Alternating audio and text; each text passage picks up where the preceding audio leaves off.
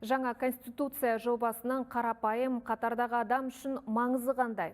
Жылдам өзгеріп жатқан әлемде күнделікті технологиялық жетістіктері бүкіл ғаламның өмір сүру жүйесін өзгертіп жатқан шақта негізгі ресурс минералдар емес, адам екені анық. Жаңа конституция жобасында адами капиталға айрықша тоқталған. Осы жөнде Қожа Ахмет Яссауи атындағы Халықаралық Қазақ-Түрік университетінің академиялық істер жөніндегі вице-ректоры Эльмира Ыдырысовамен сұхбаттассақ. Эльмира ханым, қайырлы таң. Адами капиталды дамыту ғылым мен білімді дамытуға қалай әсер етеді? Нақты қай тұстарына айрықша назар аударған жөн? Қайырлы таң. Шын мәнінде қазіргі қолданыстағы Конституциямыздың бірінші бабында адам ең жоғарғы құндылық деп бекітілген. Ал енді бүгінгі талқыланып жатқан жаңа редакцияда бұл қағидаттың мазмұны нақтыланып, адами капитал мемлекеттің саясатының негізгі бағыты ретінде айқындалып тұр. Сондықтан бұл әрине білімге де, ғылымға да өз әсерін тигізеді. Білім ғылым саясатына жаңа үрдістерді әкеледі деп ойлаймын. Өйткені жаңа өзіңіз сұрағандай қай тұстары өзгереді? Біріншіден, жалпы біздің ойымызша білімге қолжетімділік бүгінгі таңда бар. Білімге қолжетімділік пен сапа негізгі мемлекеттік саясаттың өзегі болып табылады. Екіншіден, ғылыми зерттеулерге, инновацияларға және академиялық еріктікке нақты басымдылық беріледі.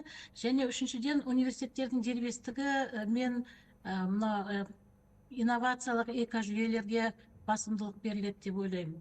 Осы тұста күшейетін бағыттарымыз бұл зерттеу бағыттарына өте қатты көңіл бөлініп, инвестициялар күшейеді, жас ғалымдарды қолдау бойынша, инфрақұрылымды дамыту бойынша, халықаралық интеграция, ғылыми интеграцияға және өте бір маңызды нәрсе, білімнің бүгінгі еңбек нарығына сай болуына, толығымен сәйкестендіруіне зор көңіл бөлінеді деп ойлаймын. Бұл дегеніміз мемлекет тек қана әлеуметтік кепілдік беріп қана қоймай, адамның қабілетін ашуға, біздің зияткерлік әлеуетімізді күшейтуге инвестиция жасайды. Өйткені 21-ші ғасырда кез келген экономиканың өсімінің негізі деп мен адами капиталды атайтын едім. Өйткені адами капиталдың сапасы мемлекет үшін ұзақ мерзімде бәсекеге қабілетті болуына үлкен басты негіз болып табылады. Енді осы қолға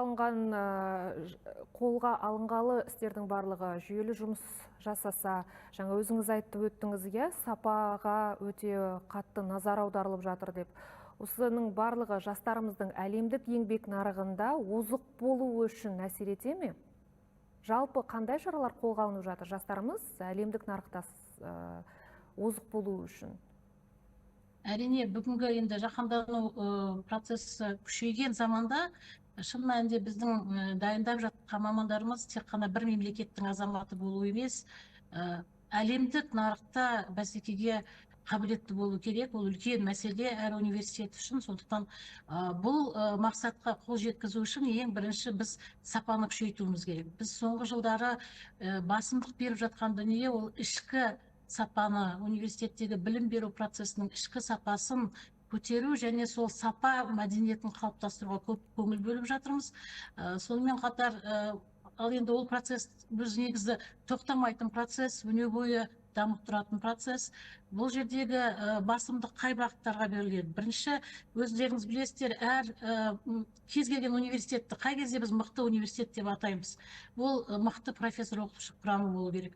Сондықтан профессор-оқытушылар құрамының құзыретін, қабілеттіліктерін, тәжірибелерін күшейту бойынша көптеген шаралар жүргізіліп жатыр. Ол өне бойы біліктілікті арттыру процесі, әртүрлі арнайы бағдарламалар, жазғы мектеп дегеніміз бар, қысқы көктемгі біліктілікті арттыру мектептер өзіміздің оқытушыларымызға арналған. Сонымен қатар тәжірибеден өту мүмкіндіктері, академиялық ұтқырлық, тағы да мысалы үшін әлемнің ең мықты университеттерінің курстарын игеруге мүмкіндік беріп жатырмыз. Ол Coursera платформасын өте белсенді қолданамыз. Студенттеріміз үшін де, оқытушыларымыз үшін де ол қолжетімді. Өйткені соларды қарап, біздің оқытушыларымызды қай бағытта жүруіміз керек екенін жақсы түсінеді. Екінші бір негіз кез келген жақсы университеттің, ол университетке қабылданатын студенттеріміздің талапкер кезінде келген кезде сапасының биік болуы.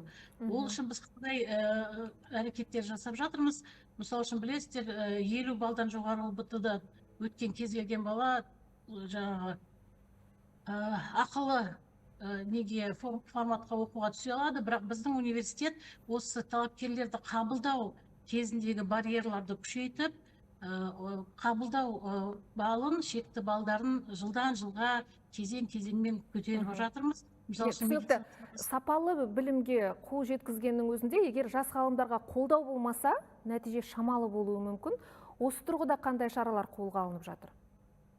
Әрине, кез келген университет үшін бізге маңыздысы тек қана білім беру емес, жас ғалымдарды дамыту, білім бар жерде ғылымда даму керек.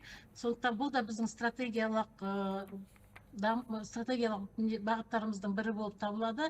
Жас ғалымдар үшін енді халықаралық университет бола тұра, бір жағынан бәрібір регионда тұрған университет ретінде біз өзіміздің әлеуетімізді күшейту бойынша жұмыстар жасап жатырмыз.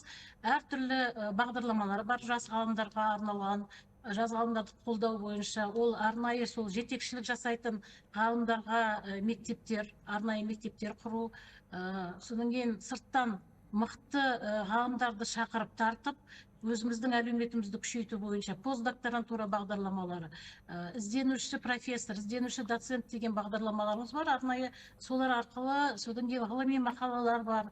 Басқа да ғылыми жобаларға қатысқан біздің оқытушыларымызға, жас ғалымдарымызға үлкен кәдімгі жүйелі түрде қолдау көрсетіледі. Және тағы да бір айтып кететін нәрсе, біздің үлкен мега неміз бар, жобамыз бар. Ол академиялық және зерттеу үстемділігі бойынша. Сол жобаны іске асыру аясында біз инфрақұрылым, жаңа айттық қой, ғылым болу үшін инфрақұрылым болу керек, экожүйесі болу керек деп. Біздің университетте осы 5 жылда 18 жаңа лабораториялар іске қосылды. Биылғы жылы осы мега грант аясында тағы да 3 үлкен зертханалар іске қосылады. Түсінікті, Эльмира ханым, рахмет. Құрметті көрермен, бізбен тікелей байланыста болған Қожа Ахмет Яссауи атындағы Халықаралық Қазақ-Түрік университетінің академиялық істер жөніндегі вице-ректоры Эльмира Ыдырысова болды.